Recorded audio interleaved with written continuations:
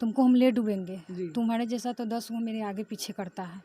सो जो कराया तुमको है है ना, ना, जी। ब्लैकमेल ही कर दिया। वो बोला कि प्रॉपर्टी डीलर है लड़का। अच्छा। यहाँ गांव में कहते हैं कि हमको ना लड़की को प्रशासन नहीं है। रख, सब पैसा लेकर के भी इसमें बिके हुए हैं। मेरा पता ही थाना एक और ज़्यादा पति का करतूत आप देख सकते हैं कि 1.5 साल से उनकी पत्नी मायके में रह रही है, लेकिन अभी तक वो खबर तो लेने मेरा नहीं मैरिज आए। डे था, उस जी। दिन भी हम फ़ोन अभी किए थे। पताही मेरा फ़ोन थाना नहीं के अंतर्गत मोहम्मदी गांव में मौजूद है इस वक्त, और हमारे साथ एक महिला आप लोग को दिख रही होंगी जिनका शादी 2021 में हुआ था, और शादी होने के बावजूद भी ये अपने नैहर में रही, यानी मायके रह रही है। इनके साथ जो हुआ है, हालांकि मैं बता दूं कि एक डीएम साहब के परिवार के पास में हम यहाँ इस वक्त मौजूद है। दिखा दीजिएगा जरा इनका घर का स्थिति कैसा है।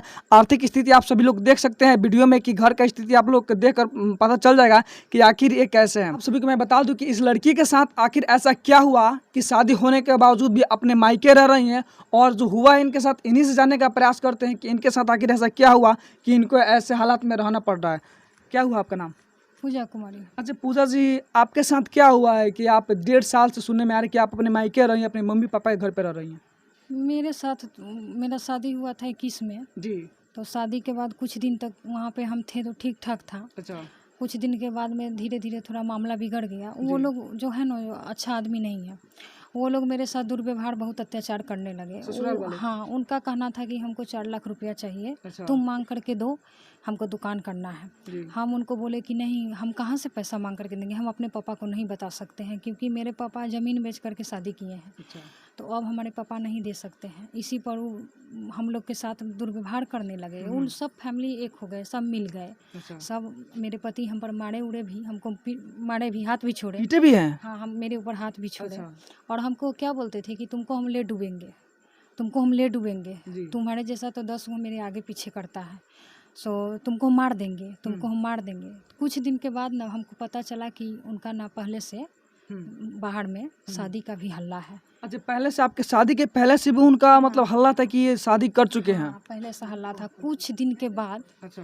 क्या हुआ कि मेरा तबीयत खराब हुआ ना, तो वो लोग क्या किए, जो घर से मतलब निकालने का उन लोग का पूरा प्लान था। अच्छा। तो वो लोग मारने का मतलब प्लान बना रहे थे। तो हम सुने तो हम डर गए। तो हम अपने पापा को फ़ोन किए।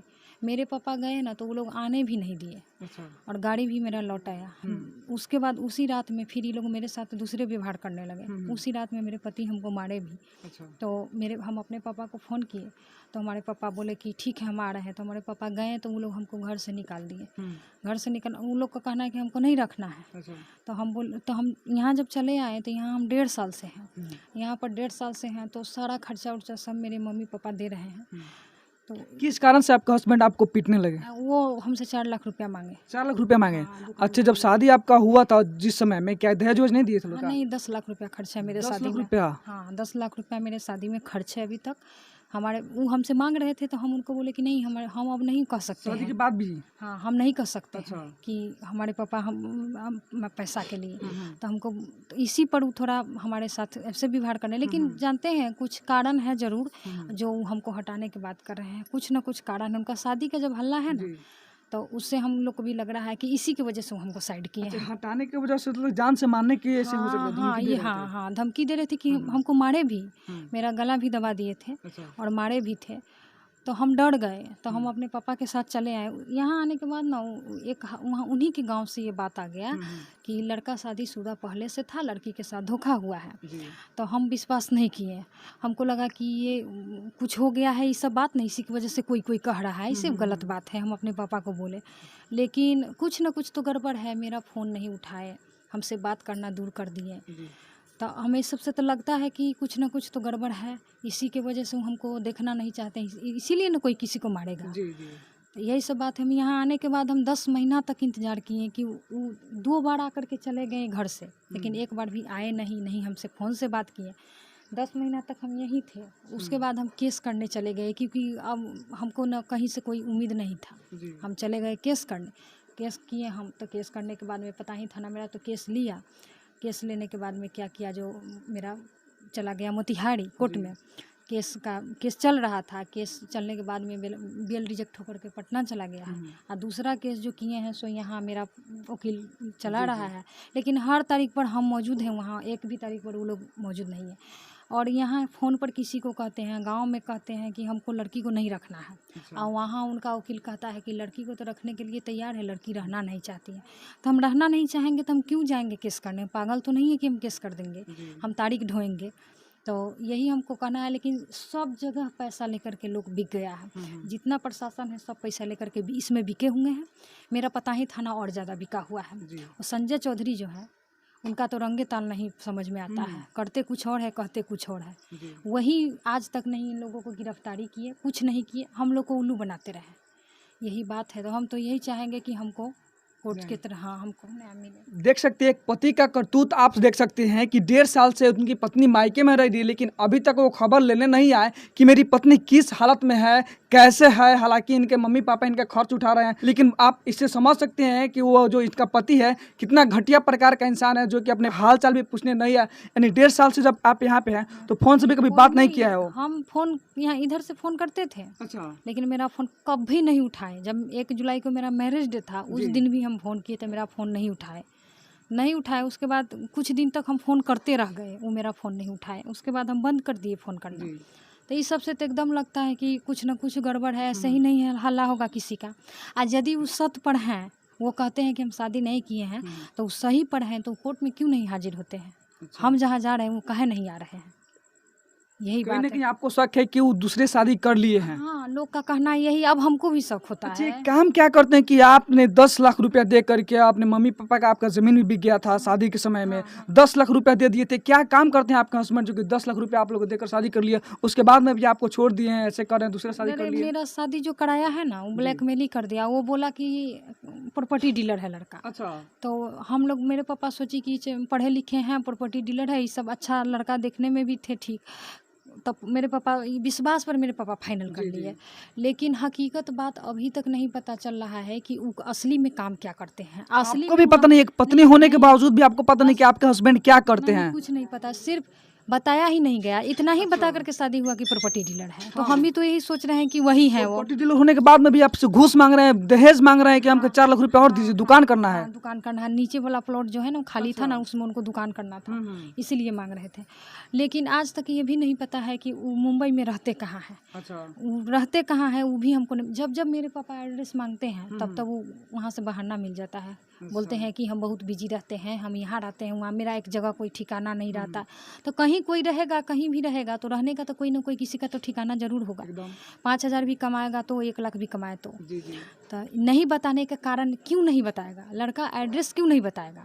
आज मेरा शादी हुआ है तो मोहम्मदी गांव है, हम इस घर से हैं, इस फैमिली से हैं, तो इस कहकर ना शादी हुआ है। तो लड़का ये एड्रेस क्यों नहीं बताए? तो मेरे पापा ना अपना खून पर विश्वास कर ली कि अपना करा रहा है, कोई धोखाबाजी नहीं होगा, विश्वास कर लिए।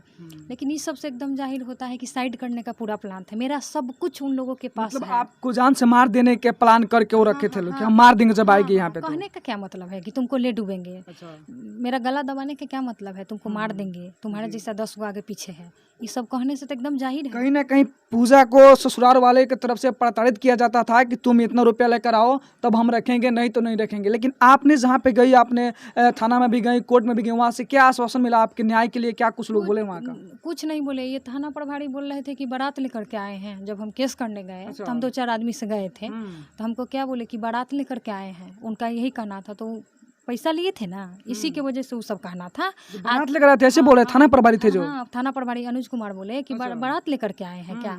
तो ये सब पैसा का था खेल, क्योंकि उधर से पैसा गया, मेरे पास तो पैसा है नहीं जो हम देंगे उनको अब।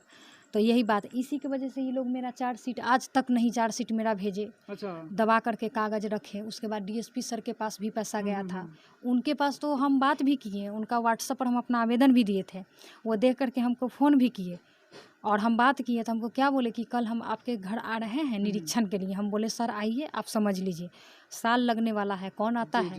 कोई नहीं आया। साल हो गया लेकिन नहीं आया लोग कोई। 4 बार जनता दरबार में भी गए हैं मोतिहारी एसपी सर के पास, लेकिन वहाँ से सर साइड पर चले गए हैं। तो सर कहीं गए हैं तो कल आइए, परसों आइए, ऐसे कर कर के 2 बार आवेदन मेरा वहाँ जमा है, उसका रसीद भी मेरे पास है। और एक जब तीसरा दिन हम गए तो हमको कहा गया कि आप 7 दिन के बाद ना अपने थाना में जा कर के समझ लीजिएगा, आपका खबर वहाँ चला जाएगा। हम थाना में गए तो बोले यहाँ नहीं, यहाँ कुछ कहाँ कुछ यहाँ आया है। तो ये सब पैसा का मामला है, पैसा ले करके सब कोई बिका है, क्योंकि उनके पास बहुत पैसा है। वो कहते हैं कि हम खरीद लिए हैं सबको, यही बात है। ये अपना बिहार है और बदलता बिहार का आप लोग बिगड़ता तस्वीर देख सकते हैं। यहाँ पे ये थाना में अपना फरियाद लेकर जाती है, लेकिन थाना प्रभारी होते हैं वो बोलते हैं कि आप बरियात लेकर आए। बताइए, ऐसे थाना प्रभारी को बोलना चाहिए कि कोई थाना में बरियात लेकर जाता है क्या? आप ही लोग बता सकते हैं, कमेंट बॉक्स में जरूर बताइएगा। और आप क्या चाहती है, अपने हस्बैंड के साथ रहना चाहती हैं या नहीं रहना चाहती हैं? हम इसी शर्त पर रहना चाहते हैं कि यदि वो शादी नहीं किए हैं तो वो ईमानदारी से वहाँ पर जी, जी। कहें। उसके बाद वो अपना एड्रेस दे, कहाँ जी। रहते हैं, क्या काम करते हैं, सारा एड्रेस दे। और अपना स्वभाव नहीं बदलेंगे तब तक कैसे रह सकते हैं? अगर शादी वो किए हैं तो वो भी वो क्लियर कर दे। उसके बाद हमको रहना नहीं है। जी शादी किए होंगे तो हमको रहना नहीं, हम किसके लिए काहे रहेंगे वहाँ पर। जी लेकिन नहीं शादी किए हैं, बोलते हैं कि हम नहीं किए हैं, तो जो नहीं करेगा तो डायरेक्ट हाजिर होगा, चोर की तरह क्यों छुपेगा? जी आज वहाँ कल वहाँ काहे भागेगा? नहीं ना भागेगा। हम तो एकदम सामने जाते हैं, हमको कहाँ डर है?